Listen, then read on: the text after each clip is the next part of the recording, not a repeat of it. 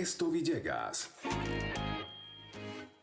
Muy buenas noches, amigas y amigos de toda la República Bolivariana de Venezuela, América Latina y el mundo. Bienvenidos a Toma Nota Venezuela. Hoy, domingo 29 de octubre del año 2017, a partir de hoy cumpliendo la palabra con traducción simultánea al lenguaje de señas, gracias a nuestra intérprete Melba García. Hoy, amigas y amigos, tenemos un invitado muy especial, viene del norte, tan lejos y tan cerca de los Estados Unidos, de México, lindo y querido. Antes de presentárselos, vamos a ver las notas que nos trae el equipo de producción de Venezolana de Televisión, las principales informaciones para el día de hoy, para la semana que comienza a partir de mañana. Entramos de una vez con la primera de ellas, y es que para el día de mañana están abiertas las inscripciones para las candidaturas a las alcaldías de todo el país, de toda Venezuela. 335 municipios tiene Venezuela y la Asamblea Nacional Constituyente ha decidido convocar a elecciones para el próximo mes de diciembre. La Asamblea Nacional Constituyente aprobó esta decisión por unanimidad a proposición del constituyente Francisco Ameliach. En la misma sesión de la Asamblea Nacional Constituyente se acordó la convocatoria a la elección del gobernador o gobernadora del estado Zulia ante la vacante absoluta debido a la negativa del gobernador electo Juan Pablo Guanipa del Partido Primero Justicia a reconocer y juramentarse ante la Asamblea Nacional Constituyente, como sí lo hicieron los 18 gobernadores electos por la Revolución Bolivariana y los 4 electos por el Partido Acción Democrática en Anzoátegui, Mérida, Táchira y Nueva Esparta. Pues bien, la diputada Magdelis Balbuena, presidenta del Consejo Legislativo del Estado Zulia, asumió provisionalmente la gobernación de este estado y a partir del día de mañana y hasta el 1 de noviembre estarán abiertas las inscripciones del Consejo Nacional Electoral. Recordemos que ha dicho al respecto el primer vicepresidente del Partido Socialista Unido de Venezuela, Diosdado Cabello Rondón. Adelante. Cuando haya elecciones de alcaldes, nosotros tenemos que estar preparados, listos y prestos para la batalla.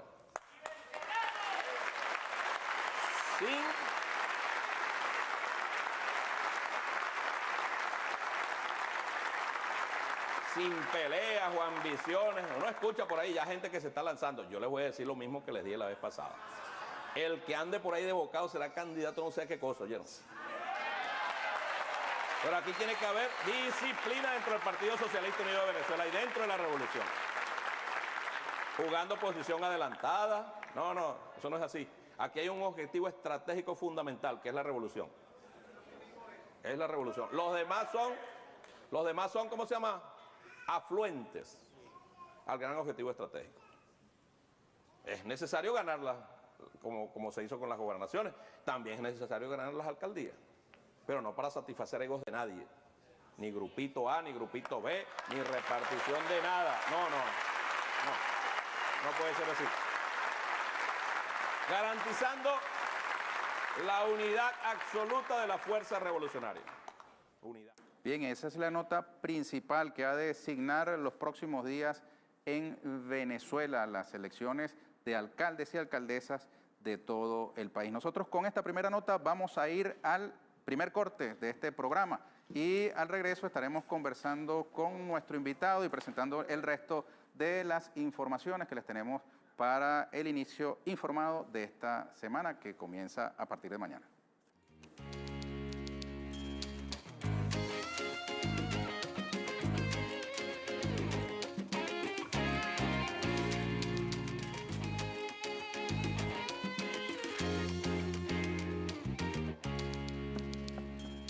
Bien, a esta hora les presento a nuestro invitado. Les decía que venía de México, México lindo y querido. Paco Ignacio Taibo II, escritor, documentalista y militante de las más nobles causas de la humanidad. Bien, bienvenido, bien. Paco Ignacio. Está buena esa presentación. ¿Cómo estás? De lo más bien.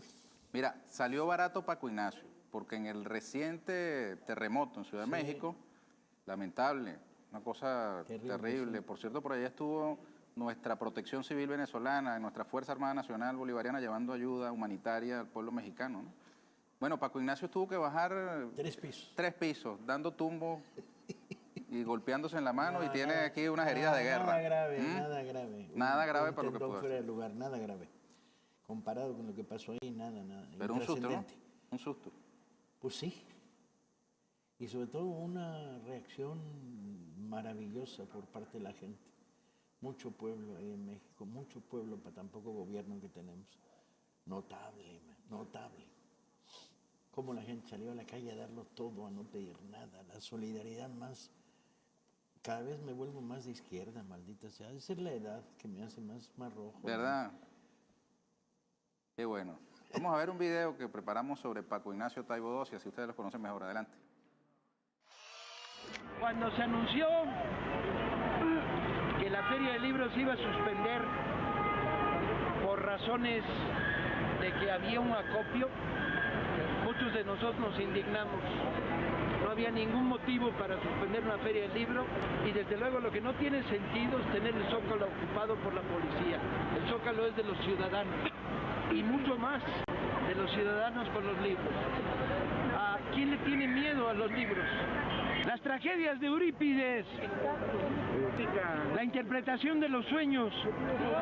No, vamos a dárselo a un poli para que se lo pase al jefe. Para que lo tengan ustedes aquí en la biblioteca y lo puedan leer maestros y alumnos. Porque un pueblo, amigos y amigas, un pueblo es su memoria, de dónde venimos, quiénes somos, para poder decir a dónde vamos. Y espero que algunos de ustedes los lean, los más curiosos, porque leer sí saben, ¿verdad? ¿Qué? ¿No? Son tímidos. Cuesta trabajo, ¿verdad? Sacarles una palabra. De aquella época es el juramento del guerrero Yaqui. ¿Lo han oído ustedes, el juramento? Sí. La traducción del juramento dice: para ti no habrá ya sol, para ti ya no habrá ya noche, para ti no habrá ya muerte, para ti no habrá dolor, para ti no habrá ya calor, ni sed, ni hambre, ni lluvia, ni aire, ni enfermedad, ni familia.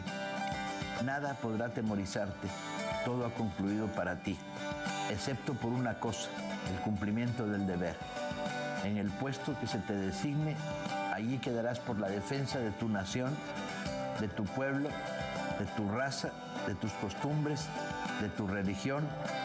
Y terminaba preguntándole a los guerreros: ¿juras cumplir con el mandato divino?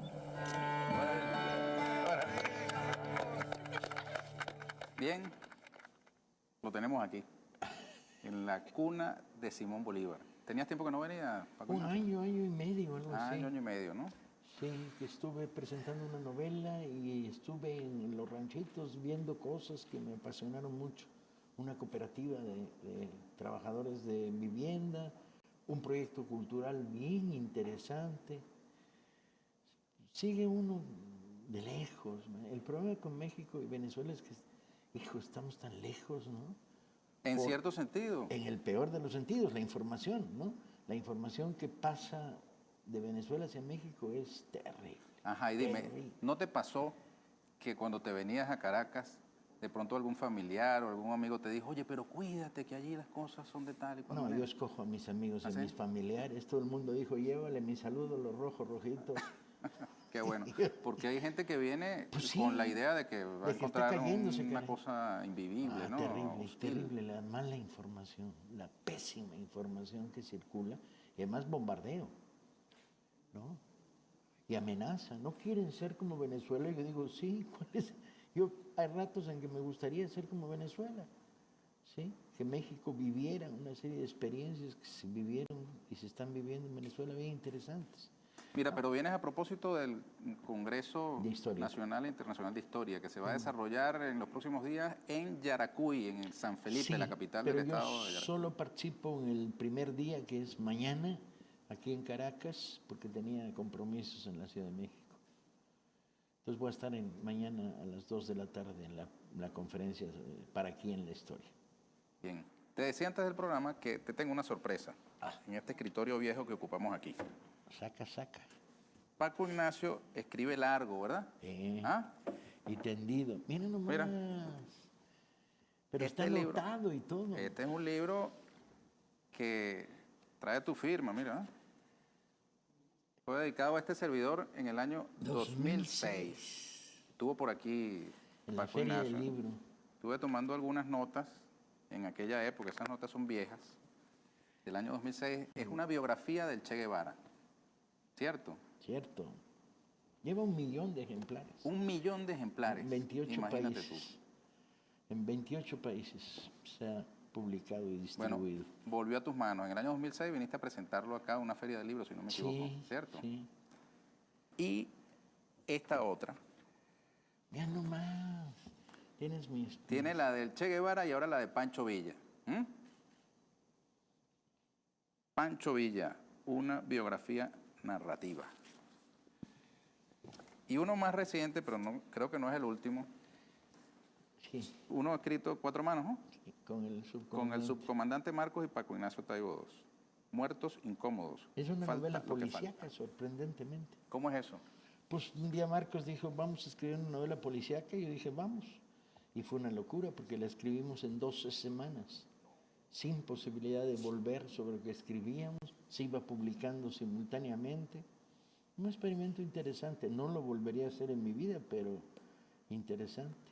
Mira, pero fundamentalmente eres historiador, ¿verdad? Fundamentalmente soy historiador cuando no soy novelista, cuando soy novelista, soy novelista. O sea, voy alternando. Pero Para mí- el estilo de la biografía o de los escritos históricos es novelado, ¿verdad? No, son libros de historia, narrativa, pero de historia. Pero con una narración, digamos, Sí. que pareciera una novela. La idea sería más o menos sencilla. La idea sería lo que sabes como escritor de técnica narrativa, etcétera, ponlo en la historia, pero mantente el rigor de la investigación al máximo. O sea, ¿por qué la historia tendría que ser aburrida? Y la respuesta a eso no. Es posible hacer hoy una historia narrativa igual de rigurosa que cualquier historia académica, pero que sea leída con placer. A mí me llamó mucho la atención la biografía del Che. Ernesto Guevara, también conocido como el Che, porque hablan muchas voces simultáneamente y dan versiones distintas sobre hechos determinados en la vida del Che. Y son citadas en la misma... Y a veces en la misma contradictorias. biografía. A veces contradictorias. Yo parto del supuesto de que el lector es inteligente y no de que hay que adoctrinarlo o hay que dirigirlo tirándole de las orejas cuando escribes una historia. Cuéntale los hechos, cuéntale cuando hay versiones, cuéntale las contradicciones y deja que el lector decida, ¿no? Así es, así es. Bueno, yo me inspiré Sigue muy sacando de ahí modestamente adentro. a partir de la lectura de este libro y de las notas que, como tú bien notaste, le hice. Yo me dije, ¿por qué no escribir lo que estamos viviendo en Venezuela? Lo que hemos vivido en Venezuela también con un estilo similar o pretendidamente similar, volcando todas las versiones sobre hechos controversiales. Y me salió este libro, Abril Golpe Adentro, sobre el golpe de abril del año 2002 contra Chávez, que ahora yo te retribuyo y te lo regalo a ti. Y si lo publicamos en México, en la Brigada Paralela en Libertad, que regalamos libros a la gente, Pues tienes todos los no te derechos. pagamos nada. Nada. Pero Me pagas con la te satisfacción de que lo Te lean. mandamos libros Así es. a cambio. No, hombre, con la Te satisfacción lo de ser leído. agradeceríamos porque el nivel de desinformación sobre Venezuela es verdaderamente trágico. Y de simpatía desde abajo, ¿no? Pero, hoy te agradezco. Sobre eso, sobre lo que está sucediendo en Venezuela y en América Latina, vamos al regreso de la pausa. Ya venimos con Paco Ignacio Taibo II.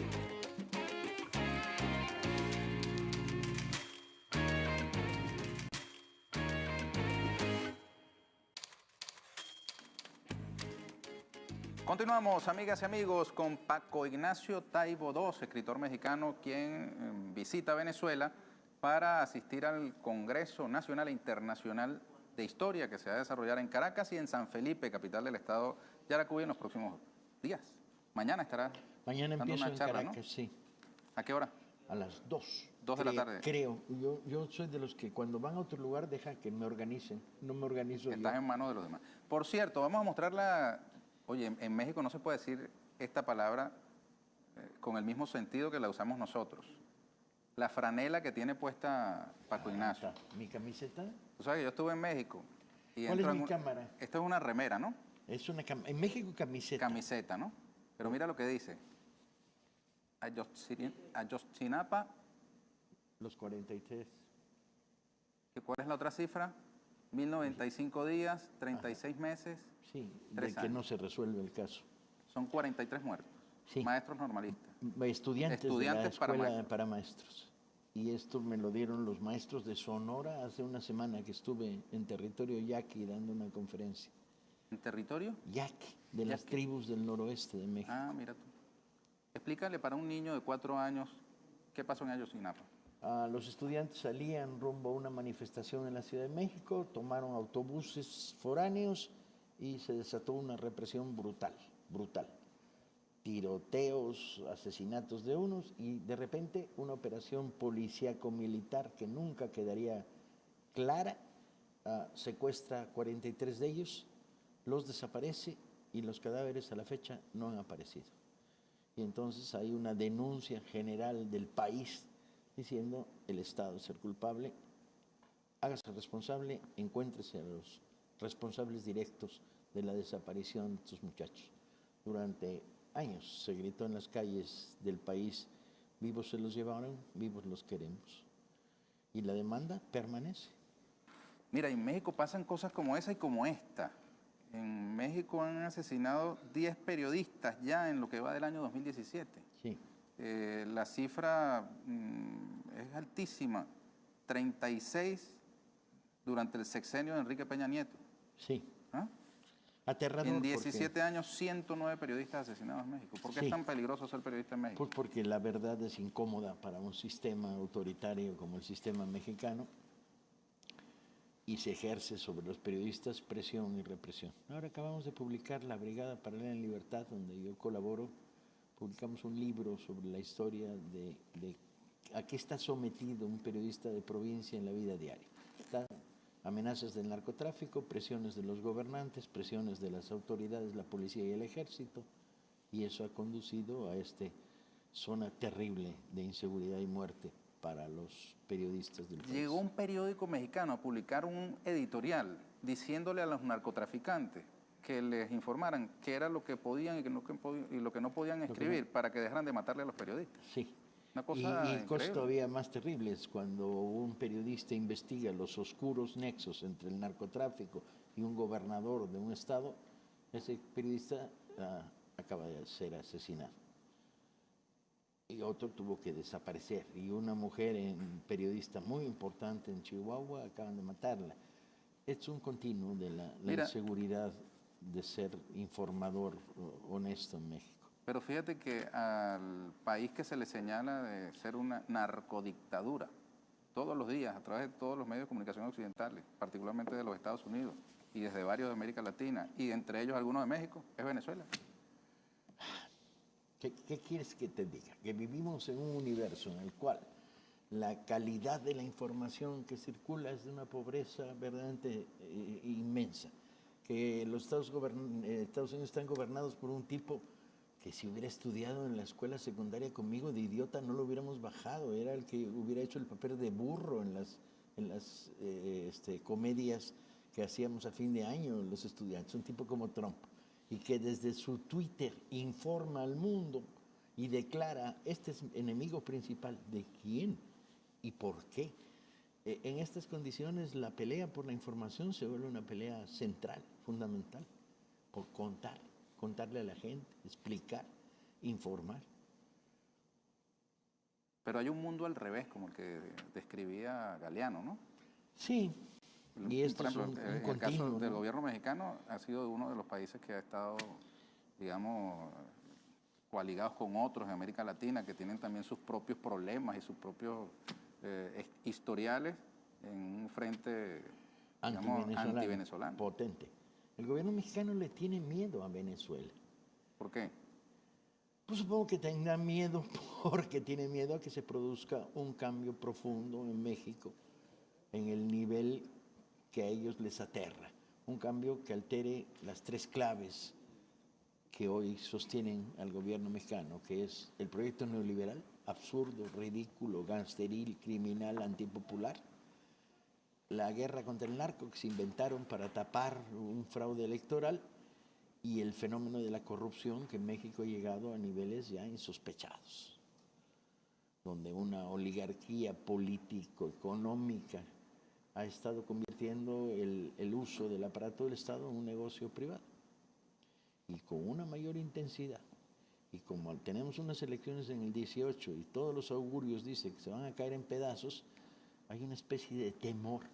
Y lo expresan en sus sumisiones a la política de Trump, o lo expresan en sus declaraciones respecto a problemas nacionales, o a la manera como maneja una ley de educación que no tiene nada que ver con la educación, o la desnacionalización del petróleo, que es una de las tragedias latinoamericanas, o sus fobias antivenezolanas. Venezuela. Nosotros acá tenemos información local que es de interés. Vamos a ver la siguiente nota.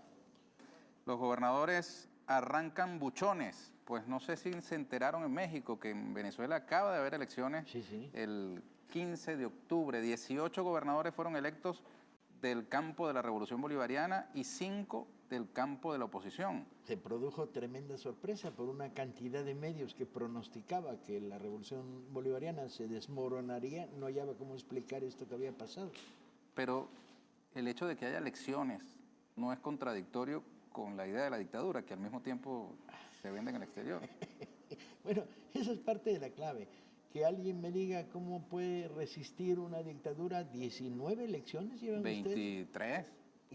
19 la última vez que las conté, de las cuales las posiciones políticas progresistas han ganado 20 de 20, ¿no? Nadie te explicará eso en los medios de información. Esta es zona de oscuridad. Mejor no lo cuentes, porque en México tienes que contar que ha habido 3 últimas elecciones presidenciales manchadas hasta las cejas por el fraude, ¿sí? Fraudes comprobados. Y lo hemos vivido los ciudadanos una y otra vez. Entonces, ¿en nombre de qué el gobierno mexicano se atreve a dar lecciones de democracia a otros países? Tú sabes que yo comentaba que en México fui a una tienda de lo que nosotros llamamos franelas, que es eso que tú tienes puesto.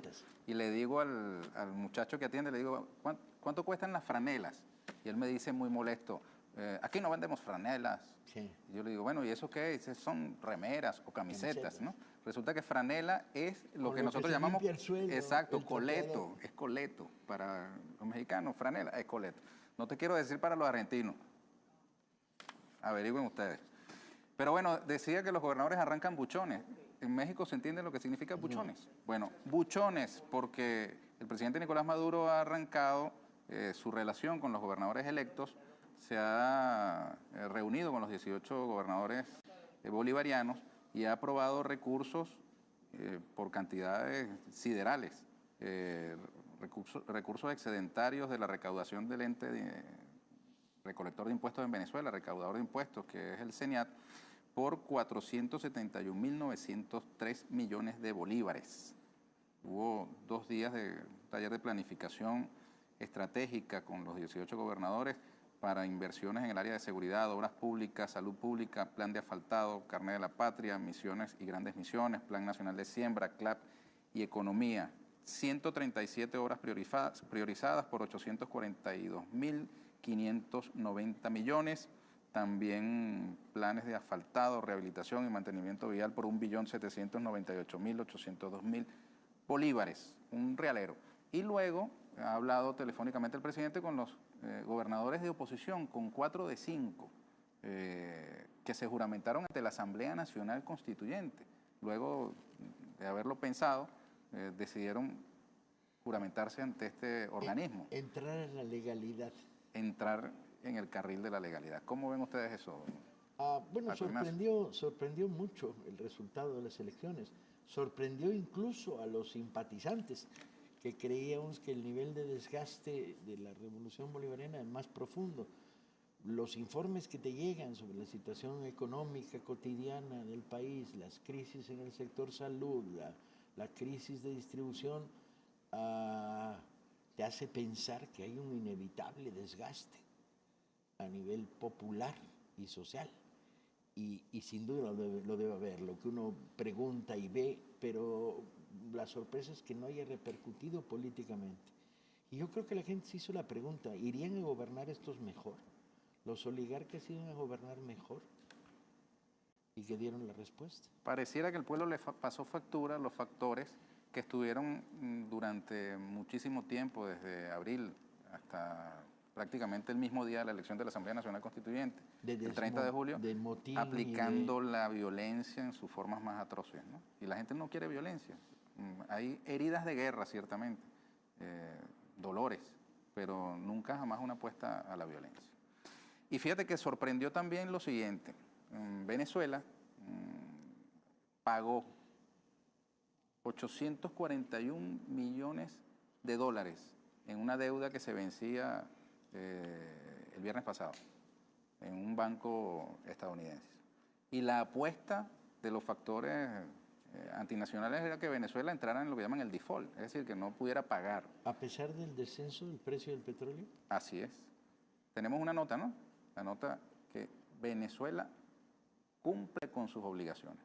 Pues bien, hay que ver cómo abren los mercados el día de mañana, Paco Ignacio. ¿Por qué? Un gobierno que acaba de ganar 2 elecciones, la de la Asamblea Nacional Constituyente, la de los gobernadores, que acaba de derrotar una insurrección interna, que acaba de pagar puntualmente una obligación internacional como esta, y que además viene experimentando un repunte modesto, pero palpable, del precio del petróleo, que ya está rondando los $50, gracias a acuerdos que el gobierno del presidente Nicolás Maduro ha impulsado en el seno de la OPEP y fuera de la OPEP. Bueno, esos puntos a favor, hay que ver si repercuten o no en la calificación de riesgo que le dan las calificadoras de riesgo a Venezuela a partir del día de mañana. Porque habiendo pagado, se supone, dice uno desde la ignorancia, yo estoy de último en la fila de los que saben de eso, se supone que debería haber alguna mejora en la percepción internacional de Venezuela. Dice uno, no sé. Pero veamos qué dicen los mercados internacionales a partir de mañana. ¿Qué crees tú? No, en materia de pensar como piensan los mercados internacionales y la oligarquía, yo no soy capaz de especular. Yo sé que el infierno está por ahí, ¿no? Que el infierno, a pesar de que no soy creyente, que el infierno, el cielo no existe, pero el infierno sí, sin duda. Y el infierno está en las manos de gente que toma decisiones por orgullos, egoísmos, vocaciones autoritarias contra los demás.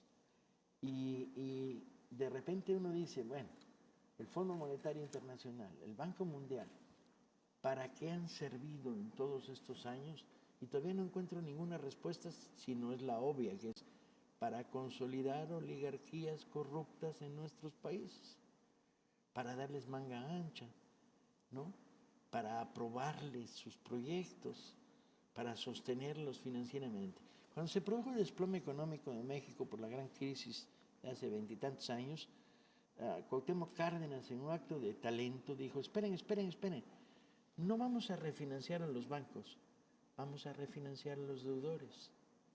Bueno, esto que parecía el ABC del sentido común, ¿no? De si tú debías 1/3 de tu casa, te lo refinanciaba el Estado, se volvió lo de siempre, lo que pasó en España y en otros lugares. Se refinanció a los bancos, pero la deuda del privado permaneció y perdió la casa. Cuando lo que no interviene es el sentido común convertido en sentido social, pues la pregunta siempre es la misma en todos nuestros países. Desnacionalizar la industria eléctrica, ¿para qué?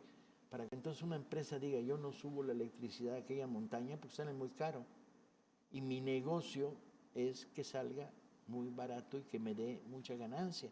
Y entonces deja de ser un servicio como la electricidad en pleno siglo XXI, que es esencial, servicio social, y se vuelve parte de un negocio. Entonces, ¿cómo le vas a dar a empresas privadas el control de la vida de una nación? Por cierto, a ver cuándo acaban de nacionalizar la industria de distribución de alimentos, ustedes. Métanles un pinche susto a los oligarcas, van a saber qué contento se pone este país. Vamos a ver cómo cae ese consejo en la sociedad venezolana. Yo, desde mi desinformada opinión, y siendo mexicano, que es lo peor que te puede pasar en estos momentos en el mundo, porque no solo tenemos un gobierno terrible, sino que además tenemos terremotos, pues sugeriría que les metieran un susto a los oligarcas, ahora que se van a tener que poner a la defensiva. Fíjate, Paco Ignacio, tú mencionaste que no crees en el cielo, pero sí en el infierno. Sin duda. ¿Sabes que hay un dato? El autor del himno nacional de Venezuela, hicimos una versión hermosísima, por cierto, de nuestro himno nacional, el Gloria al Bravo Pueblo, recientemente. Es Vicente Salias, ¿no? Y me dicen que cuando fue a pelotón, porque fue fusilado, ¿Sí? dijo lo siguiente: Dios omnipotente, si en el cielo admiten a los españoles, entonces renuncio al cielo. ¿Qué tal? Es ahí porque hay que ponerse a estudiar historia. Es por ahí por lo que venimos a este Congreso de Historia, a discutir historia para quién, historia para todos. La historia es de los pueblos, no de las universidades, no de los gobiernos, no de los malos divulgadores. La historia es de los ciudadanos. Hay que construir la manera de que se cuente la historia a la gente. Eso crea identidad. Pero fíjate que hay una corriente mundial del borrón y cuenta nueva, que fue muy explícito Obama en promoverla, ¿no? En borrón y cuenta nueva, miremos adelante, olvídate del pasado. Y resulta que el que no conoce de dónde viene, tiene más probabilidad de tropezar cuando camina hacia adelante, ¿no? Bueno, pero que un tipo como Trump, que es un analfabeta funcional, sepa tanto de historia de los Estados Unidos como un niño de 1 año, porque más no le da, me parece normal. Pero que la gente que nos está viendo ahora y que nos está oyendo, de repente no tengan sus manos personajes como Aponte, que son uno de los personajes venezolanos que a mí más interesan. Carlos Aponte. Sí, desde que lo descubrí escribiendo sobre guiteras en Cuba, dije, tiene que haber libros en Venezuela. Pregunté y no había. Sin embargo, hay un fondo editorial, Carlos Aponte. Sí, pero hay que contar esa historia, hay que rastrearla y contarla, porque son personajes con los que nos identificamos moralmente y emocionalmente. La historia funciona para crear identidad en términos de emociones. ¿Yo con quién cabalgo cuando el Fondo Monetario Internacional me quiere joder mi vida? Pues yo cabalgo con la División del Norte, los Dorados de Pancho Villa, que en la noche llegan a salvarme, man. Así, aquí está Pancho Villa, que era un bandolero, Era según de pequeño, la historia oficial. luego tremendo revolucionario. Y aquí está otro que también supuestamente era un bandolero, el Che Guevara. Si te ponen a escoger entre esos dos personajes, ¿escogería alguno? Me quedo con los dos. Con los dos, ¿verdad? Le dediqué 4 años de mi vida a cada uno completos. Cada 4 años para cada biografía. Sí. Muy bien. Bueno, no tenemos 4 años, pero sí unos minutos para hacer la pausa y venimos enseguida con nuestro invitado.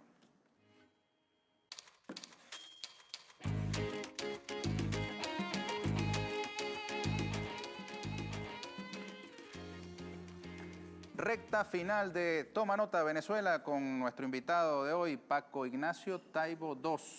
Tú te llamas igual a tu padre, ¿no? Por eso uso el 2. Por eso usas el 2. Fue Un gran mexicano, ¿no? Un acuerdo de caballeros. Cuando yo escribí mi primera novela, mi padre dijo, ¿cómo nos vamos a llamar? Y dijo, bueno, pues yo el 1, tú el 2. ¿Tú quieres ser el 1? Dije, no, a tanto no llego de Tanto no llegas. atrevimiento. ¿Qué tanto te marcó el viejo? Mucho, mucho.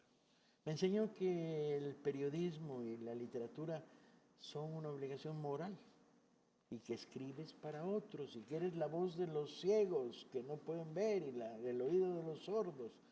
Y bueno, a veces me abrumaba y me sentía como una losa en la espalda, pero siempre como una losa que empujaba, que apoyaba. ¿Cómo te defines tú, Paco Ignacio? Ecléctico, herético, rojo de toda la vida. ¿Qué es rojo? ¿Comunista? No, yo soy una mezcla curiosa entre socialista, guevarista y libertario. He bebido de tantas fuentes. Tú sabes que dicen que en México es muy acendrada la religión, que en algún momento el Partido Comunista Mexicano decía que era marxista, leninista y guadalupano. Sí, no está mal. Lo que pasa es que, bueno, yo no me asumo ni como marxista, ni como leninista, ni como guadalupano. ¿Y qué es de la vida? Me asumiría como panchovillista, guevarista. ¿Y zapatista? Y zapatista, sin ¿Qué es de la duda. vida del subcomandante Marcos? Ahí anda en las montañas. Ahí Pero sigue. ellos no quieren la toma del poder. Bueno, supongo que sí la quieren, forma parte del designio político, pero están como aislados en la zona montañosa, planteando para estas elecciones una candidatura de carácter bastante testimonial, lo cual está bien porque expresa su voz, pero no va a ser, yo creo, definitoria en las próximas elecciones. Mira, a través de la etiqueta Toma Nota Venezuela tenemos comentarios, saludos para nuestro invitado. Profesor Taibo, ¿cómo se podría informar verazmente a México de todo lo bueno que sucede en Venezuela a nivel comunitario? Pregunta Juan Carlos Rodríguez. Yo creo que Telesur está haciendo una buena labor. Lo que pasa es que no llega tanto como debería llegar porque está bloqueado por las televisoras de cable mexicanas. Manuel García escribe también a través de la etiqueta Toma Nota Venezuela. Escribiría un libro sobre los normalistas asesinados en Ayotzinapa. He colaborado en la publicación de 3 de ellos.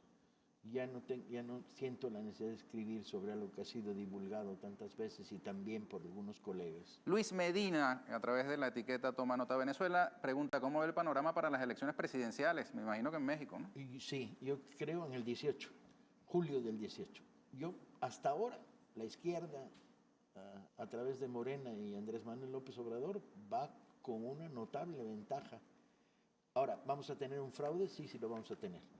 Porque ya la tradición fraudulenta del gobierno no la van. Pero si logramos desbordarlos, puede ser que incluso superemos el fraude que se va a presentar.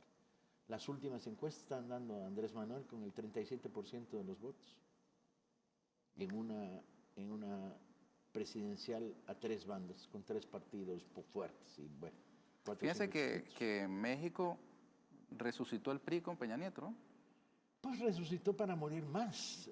Hoy tienen el nivel más bajo de aprobación que ha tenido el PRI en toda su historia. Aquí se está dando algo similar con sus bemoles, ¿no? Con Acción Democrática, que era como el hermano continental del PRI, que sí. Ahora, después de haber estado casi desaparecidos, retoman 4 gobernaciones. Yo creo que lo que pasa con los adecos aquí es que están volviéndose o tratando de jugar con la idea de la derecha civilizada, ¿no? Mientras que la otra se ha mostrado tan incivil y tan virulenta y que están en el relevo. Pero bueno, esto pasa mucho en México. Cuando el PRI falla, llega el PAN a salvar la continuidad del proyecto de la burguesía. ¿Y el PRD? Oligarca. El PRD está hecho un desastre. Ha desaparecido como partido. Es hoy un nido de buitres. Nada. Corrupción. Tenemos otra nota, ¿no? Veamos cuál es. Cataluña. Veamos el último reporte de Telesur. Tú lo mencionabas sobre la independencia en Cataluña. Cataluña anuncia su independencia. Veamos. Hace horas esta manifestación, pero pueden ver que todavía quedan muchas personas congregadas con banderas españolas y todavía aguantando este mensaje a favor de la unidad territorial de España. La Guardia Urbana dice que han sido 300.000 las personas que han acudido. La organización habla de 1,1 millones de personas. Luego han ascendido la cifra a 1,3, pero sea cual sea la cifra real, lo cierto es que una cantidad muy importante de personas se han concentrado a favor, como decíamos, de esta unidad territorial, y no solamente esto, sino también a favor del despliegue del artículo 155, incluso de llevar a Carles Puigdemont y a miembros de su gobierno a la prisión. Nuevamente consignas en contra de la televisión pública catalana, porque consideran que manipula la información. En cualquier caso, y cifras al margen, es importante resaltar que ha sido una gran manifestación y que ahí es donde está la clave de lo que tiene que venir los próximos días, y es que hay una gran cantidad de ciudadanos a favor de la unidad territorial de España, así como una gran cantidad de personas a favor del independentismo, y ambos lados tienen que convivir en este espacio que se llama Cataluña. Así pues, la gran incertidumbre, más allá de lo que pase con la República, es cómo se va a conseguir la convivencia entre dos bandos tan enfrentados. Tiempo al tiempo, pero mucho tiempo. Aquí sí que le queda a Cataluña muchos años para ir asumiendo esta realidad a la que le cuesta encajar. Desde América Latina uno ve ese proceso con sorpresa, ¿no? Sí.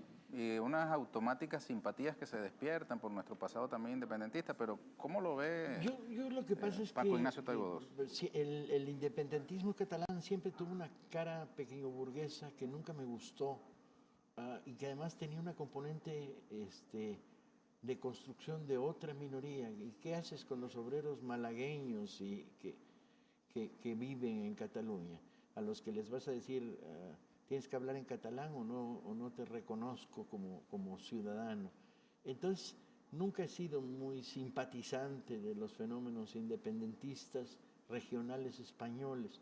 Sin embargo, creo en el absoluto derecho que tiene todo el mundo a decir si quiere o no quiere formar parte de una nación.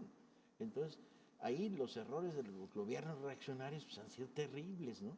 En lugar de permitir y darle forma a un referéndum real que tomara la opinión de la enorme mayoría posible de los habitantes de Cataluña, pues reprime el referéndum y polariza más la situación. Y fíjate que están tan preocupados de Venezuela, chicos.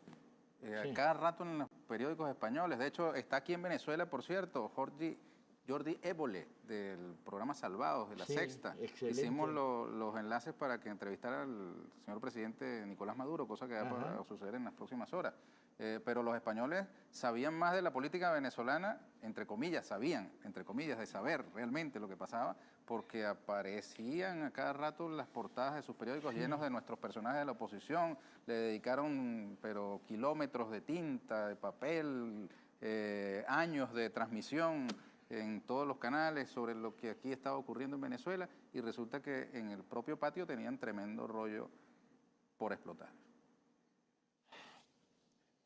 No me cuesta ningún trabajo hablar mal de los medios de comunicación españoles, exceptuando, por ejemplo, a Jordi Évole, que me parece un maravilloso reportero y un cronista muy acertado y muy ecuánime y crítico, pero muy inteligente.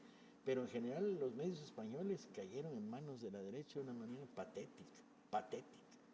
La ofensiva contra los muchachos de Podemos por sus supuestos pecaminosos nexos con Venezuela era de un cinismo, de un descaro y de un doble lenguaje verdaderamente notable. Y el gobierno de Rajoy, Paco Ignacio, preocupado por nosotros, pero tienen ese rollo allá, y denunciando dictaduras aquí, aplicaron a sangre y fuego una represión digna atroz, del ¿no? mejor franquismo. Ay, perdónalo, señor, porque no saben lo que hacen y van a ir al basurero de la historia en los próximos meses. Bueno, pero hablemos de cosas positivas. Estuvimos hoy en un homenaje a un gran venezolano. Ojalá lo conozcas, Yorlando Conde. Está cumpliendo 80 años de vida.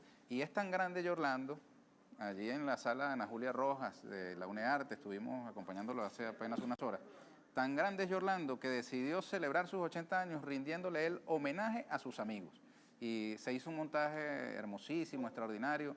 Sentó en el estrado casi a 100 de sus más cercanos amigos, luchadores, políticos, hombres del arte, la cultura, el teatro. Y ahí estuvimos cantando y celebrando con él estos primeros 80 años de vida de Yorlando Conde. Otro venezolano que lamentablemente se nos fue, pero que dejó honda huella también en el teatro venezolano, es Humberto Orsini. Tenemos un material sobre este inmenso hombre de las tablas y además luchador revolucionario, militante hasta sus últimas horas del Partido Comunista.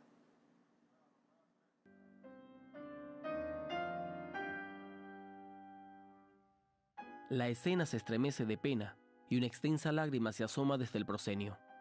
Este 26 de octubre falleció el maestro del teatro venezolano Humberto Orsini, destacado dramaturgo, director, luchador revolucionario y marxista-leninista, amigo en vida del dramaturgo César Rengifo, ganador del Premio Nacional de Cultura Mención Teatro en 1995.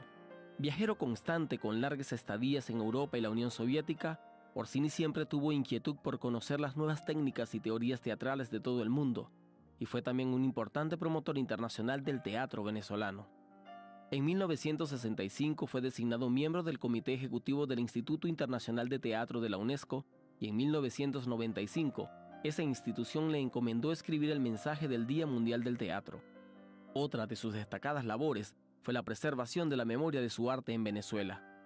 Fue director del Centro de Documentación e Investigación del Instituto Universitario de Teatro. Vuela lejos, maestro, que hoy toda la patria será una escena. Humberto Orsini. Mira, Paco Ignacio, ya estamos terminando, Pero ¿sabes qué? Seguimos otro ratito, hasta el fin. Claro, Ahora cómo no. puedes, la televisión tiene una ventaja que la estiras y te vas por internet. Mira, tú tienes cuentas en redes sociales, Sí. en Twitter, @Taibo2, con Arroba un Taibo 2, con 2 de número. con 2 de número. ¿Cómo ves ese fenómeno? Porque tú que eres un hombre capaz de escribir un libro de este grueso y otro de este otro grueso, ahora resulta que la verdad, entre comillas, se resume en 140 caracteres.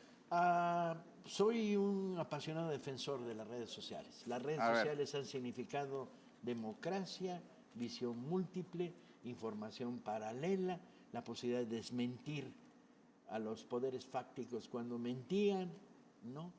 Soy un apasionado defensor de las redes sociales. Las redes sociales son comunicación, son democracia y a veces barbarie y primitivismo, pero bueno, es lo que tenemos en nuestras vidas. Pero yo necesito más de los 140 caracteres. Cada vez que hago un Twitter, cuando voy ya en los 140, digo, no he dicho nada todavía. Y Pero bueno, fíjate pero que hay estamos una usando otras discusión cosas, sobre la... Periscope, Periscope, Facebook. Estamos usando el canal de YouTube.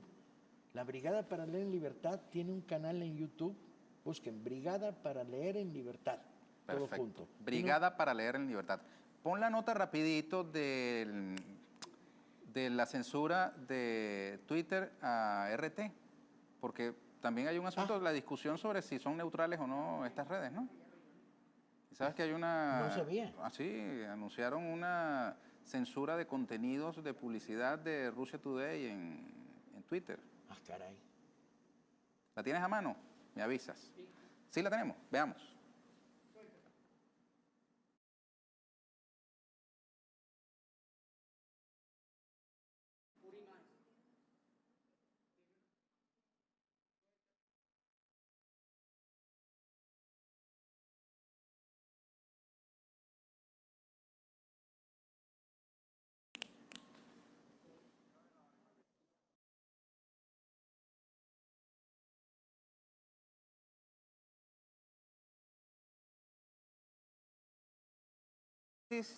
Twitter censura contenidos publicitarios de Russia Today y de la agencia Sputnik de Rusia con el argumento de que habían influido en las elecciones de los Estados Unidos. La directora de RT y de Sputnik, Margarita Simón, me quitaron la nota, ya no puedo leerla, pero en todo caso ellos han salido en defensa de su papel en las redes. ¿Qué piensas? Y en último caso, si tomaron intervención en la campaña norteamericana, bueno, pues entonces denuncian que están interviniendo, pero censurar. En cuanto dejemos que empiecen a censurar, la censura siempre ha sido un instrumento de los poderes autoritarios. La censura se usa para apagar, para aplacar, para callar, para impedir. El Che lo dijo bien clarito, ¿sí? Las ideas no se reprimen, se discuten, ¿sí? Y cada vez que lo invitaron al debate, entró al debate. ¿Y cómo, además? Mira, Paco, ya te tengo que censurar porque se acabó el tiempo, ¿no? No es de mi agrado tener que decirlo. Pero quisiera un mensaje para las venezolanas y venezolanos que viven, digamos, momentos rudos, difíciles, con todo el cuadro que ya tú, digamos, habrás conocido, pero también al mismo tiempo un momento de gran participación. Hemos tenido altísima participación en las últimas elecciones, vamos a nuevas elecciones de alcaldes ahora en el mes de diciembre. Tenemos una democracia, digamos, pujante, que está sometida pues, a una campaña gigantesca, ¿no?, en el mundo. Yo diría lo mismo México, que ¿qué me le digo dices? a mí mismo y lo mismo que digo en México en actos públicos. Yo me diría lo mismo, diría la oligarquía no va a gobernar mejor jamás un país. Y en esa medida más vale que profundicen el proceso de la revolución bolivariana. Y háganlo críticamente, porque muchas veces en nombre de proteger un proyecto hay demasiada geografía, demasiada culto, no hablemos de más, no critiquemos. No, yo creo que la mejor defensa es la verdad y siempre ha funcionado así. Y no me vayan a censurar por decir estas cosas. Por supuesto que no, hermano. Te agradezco mucho, ¿eh? Un verdadero placer Un estar de saludo nuevo contigo después de tantos años. para que tú veas. Hace 11 años me regalaste este libro. Espero que no dure 11 años más en regalarme el No, próximo. te voy a regalar. No, hay uno que acaba de salir que te va a gustar. ¿Cómo se llama? Patria. se llama. Patria. Es la historia de la Revolución Liberal Mexicana contra el imperio de Maximiliano, los franceses, la dictadura de Santana y el clero conservador. El juarismo. Muy bien. Acaba de salir en México 3 tomos. Por cierto que el libro de papel se ha vuelto muy costoso, ¿no? Pero y entonces pueden ahora bajar tenemos los libros gratis. digitales, gratis, ¿no? Brigada Paralela en Libertad. Hay 150 libros que pueden bajar gratis, entre ellos 8 míos pequeñitos. Qué bueno. Los buscaremos, Paco. Gracias. A ustedes, amigas y amigos, muchísimas gracias por habernos acompañado. Pasen lo que queda de domingo en familia, con cariño, con amor. Dense amor en todo este ratico que queda de domingo y empiecen felices la semana que arranca el día de mañana. Y el domingo a las 9 los esperamos en una nueva emisión de Toma Nota Venezuela con este servidor Ernesto Villegas, siempre con muchísimo respeto por ustedes. Muy buenas noches.